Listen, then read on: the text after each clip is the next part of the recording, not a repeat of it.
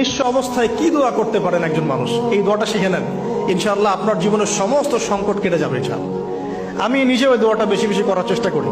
দোয়াটা হচ্ছে, মুসা আলাইহিস সালাম একটা গাছের নিচে হেলান দিয়ে বসলেন, বসে দেখলেন দুইজন মেয়ে দাঁড়িয়ে আছে দূরে, পানি নিতে পারছে না।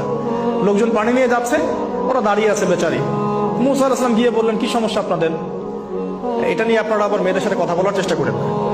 ঠিক আছে, তো মাহারাম গায়রা মাহারাম মেনে চলে। তারা বললেন যে আমাদের বাবা অনেক বৃদ্ধ মানুষ, আমরা পানি নিতে পারি না যতক্ষণ না আমাদের কম পানি নিয়ে চলে যায়। মুসা আলাইহিস সালাম একটু বললাম না, ফিজিক্যালি খুব স্ট্রং ছিলেন, থাকে না বডি বিল্ডার, সামনে গিয়ে কথা বলে সরো পানি নিতে দাও, তখন মানুষ একটু মূল্যায়ন করে না। তো মুসা আলাইহিস সালাম এভাবে পানি নিয়ে দিলেন এবং বাছুরদেরকে পানি পান করালেন, করিয়ে গাছের নিচে এসে বসে আছেন। বসে বসে তিনি দোয়া করছেন, এই যে দোয়াটা তিনি দোয়া করছেন, রব্বি। একটা নেক কাজ করলেন, নেক কাজ করলেন না, মানুষের উপকার করলেন, নেক কাজ করে এসে গাছের নিচে বসে দোয়া করছেন, আল্লাহ